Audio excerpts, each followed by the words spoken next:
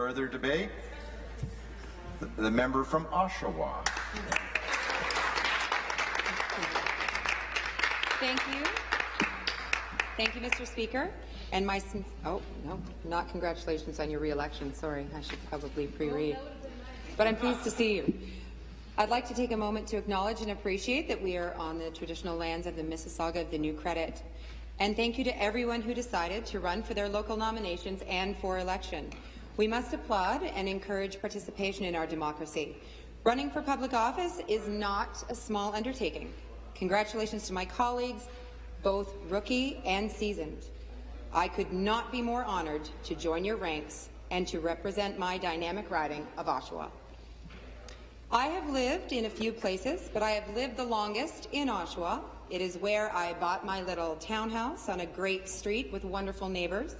In fact, I live in a block of townhomes with fences at the ends and none in between, and we share a big community backyard with gardens and kids and sprinklers and barbecues.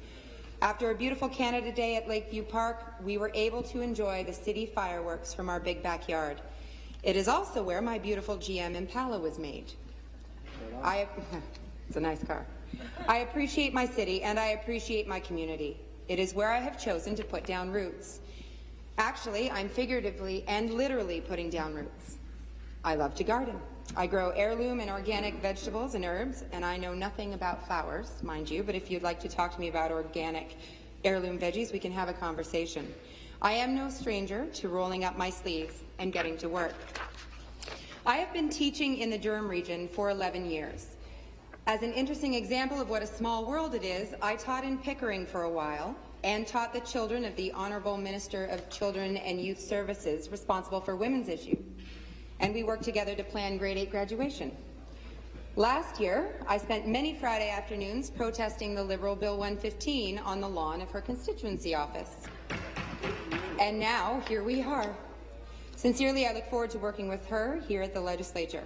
I wonder how this will compare to planning grade 8 graduation, and I suspect that this will be slightly less complicated. I am glad to be able to thank my supportive family and friends. We are the sum of our experiences, and I am a wiser and more grounded person because of the love and involvement of so many. I am very blessed and very grateful. Thank you to my parents for such a solid foundation, and my brother Stephen for always being my balance. As families do, mine has evolved from my childhood, but it remains a loving and supportive group. My mother is here in spirit, and I expect will attend to any hecklers. Just saying. You've been warned. My grandmothers are both watching at home. Hi, Grandma. This has already been a phenomenal journey. I was amazed by the work, enthusiasm, and investment of my campaign team.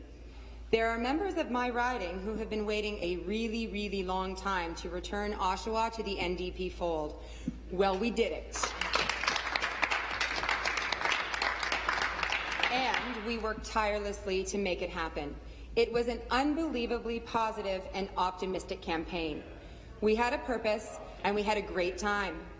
Thank you to my core campaign team, Dwayne, Joel, Aaron, Angie, David, Colin, Susie, Steve, Jimmy, Andres, Norm, John, and Megan. Thank you to the members of the Riding Association who were in the office and on the streets day in and day out, who have been working to build the riding for years.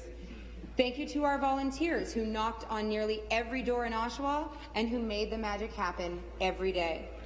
Thank you to our leader for both of her supportive visits and for the work she does every day for all Ontarians.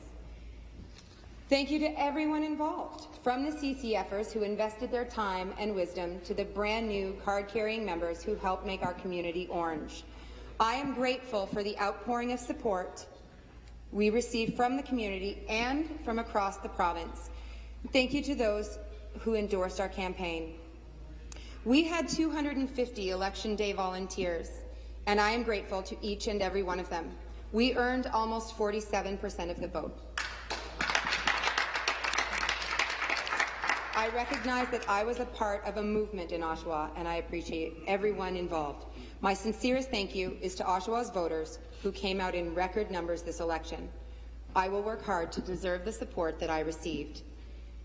I spent every day of the campaign knocking on doors in my community. As members of my community opened their doors to me, I was humbled by the windows that they opened into their homes and their lives. People have real need. We have families in Oshawa and across the province struggling in the margins. They are struggling to afford life in resource-rich Ontario. Life should not be this hard for families. Door after door, I realize that there are voices in Oshawa that are not being heard. Now that I am here at Queen's Park, I realize that Oshawa is a city that is not being heard. Unemployment is a huge problem across the province. Province-wide, the rate is about 16 or 17%, but in Oshawa, it is among the highest in Ontario. In areas hardest hit by manufacturing job losses, like Windsor and Brantford and London and Oshawa, the rate is about 20%. Not to mention that 1 in 4 youth is underemployed. We need jobs. In terms of health care and long-term care, Oshawa is part of the Central East Lynn, which has the longest wait list for long-term care beds, and this needs to change. More and more people are struggling. Life should not be this hard to pay for. Right now, the reality is that many families can only afford to plan how to pay the next bill, maybe the next few meals. Families deserve stability.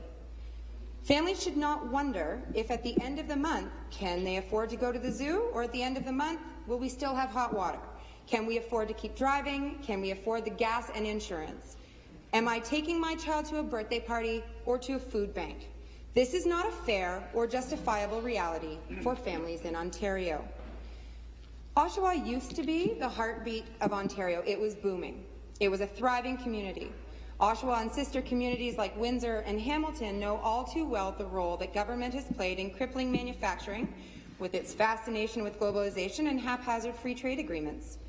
Instead of the constant corporate rhetoric and single-minded focus on tax cuts, what we need are good, paying jobs. Ontario must prioritize paying good wages and creating real jobs so people can live with dignity and stability. We need our leaders to care about equity and fairness of opportunities for everyone. I went into teaching because I believe that public education is the only system that ensures our students have a strong start. Government uses polite words like efficiencies when talking about cuts to education. I know what cuts actually look like, and they're not polite. And the reality of bleeding the system dry is that we are robbing our kids of a strong start.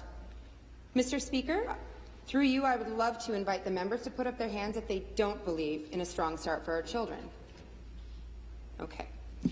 Public education needs to be strengthened, not stripped and undermined. We have a strong, quality education system provided by quality educators and support staff. It is an example of a core service that is the responsibility of the government to provide and provide well. Ontarians believe that people should have access to quality services, and they pay taxes to ensure that everyone does.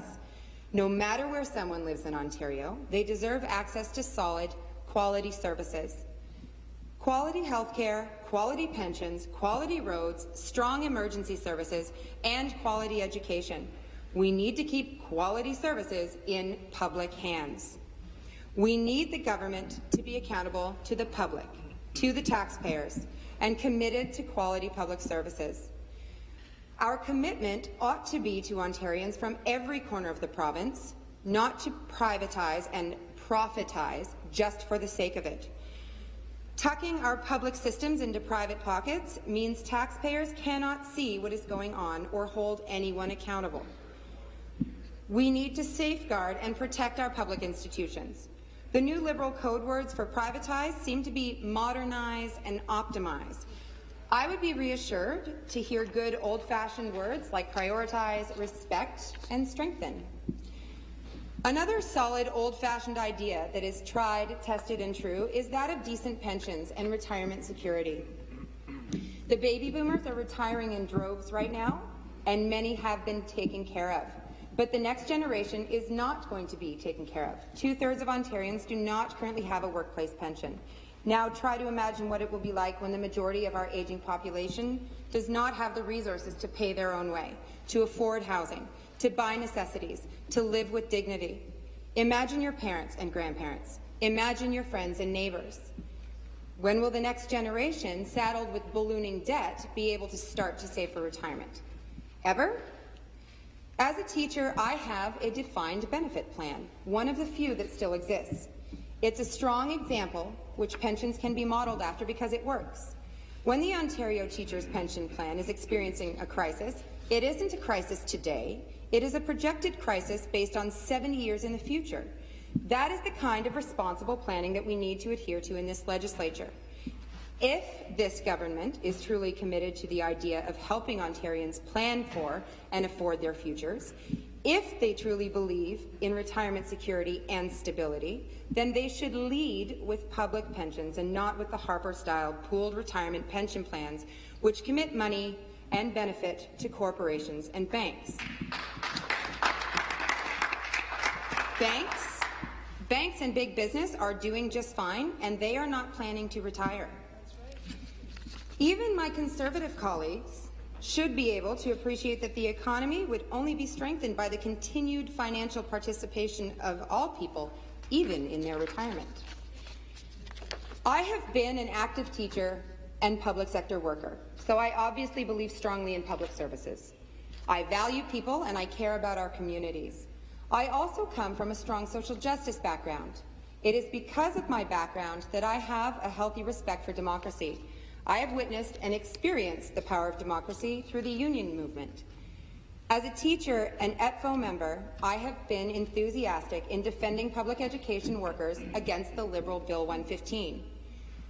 During this unifying time, I also became connected with our Labour Council and community groups that work to strengthen our neighbourhoods. Bill 115 was about taking negotiated rights out of collective agreements. It was contract stripping at its finest. In going forward, I wonder if the Liberals are going to respect charter rights and free collective bargaining. Everyone in this room knows that we are in a majority government, but has the government thought about what that will mean? Rather than celebrating the freedom to do whatever it pleases without opposition, consider the weight on this new balance. There is a great deal of responsibility on the leadership of the Liberal Party. Mr. Speaker, the government won't be able to share the blame or the credit for decisions. Quite frankly, the ultimate responsibility will be on this Liberal majority government. These won't be shared decisions. They will have to own them. I hope they will wield this responsibility conscientiously and fairly. I hope the government will remember to listen. Regardless of age, life stage, or financial status, people in Ontario deserve to have a voice in this room. People in ridings that are not Liberal deserve to be heard as well. I am not only bringing my voice, but I am bringing the voices of my constituents with me. In fact, I asked my 12, 13, and 14-year-old students about change and making life easier or better, and I'm bringing their voices as well. Some of their thoughts. One thing that could change multiple things is wealth. It could stop crime, poverty, and mean a cleaner environment, because if we had wealth, it could help everyone out. And another student, it would make my life easier if my dad got paid more and had more money, because then I could buy pizza at school and go on school trips. And another, I would ask for more gas money so my mom can get a job farther away to make more money. Oh, and I want more streetlights so it isn't so dark. And finally, change starts with a voice and actually happens with voices and actions. What makes it difficult is convincing people that just because something is the way it is doesn't mean it's the way it has to be. It doesn't mean it's right. I missed our grade 8 grad trip to Toronto because it was the day before the election. To make it up to my students, we brought them recently to Queen's Park to see where Miss French will be working. I was able to see Queen's Park through their eyes, and it was awesome. Everything about this building and institution is impressive and important. We had a wonderful day. I was pleased to be able to point out on the marble wall Miss Agnes MacPhail and Miss Ray Lecoq, the first 2 women MPPs in Ontario's legislature. I was pleased to be able to tell them that I am the first woman to represent Oshawa at Queen's Park. And proud that I am a member of the first party caucus comprised of a female majority.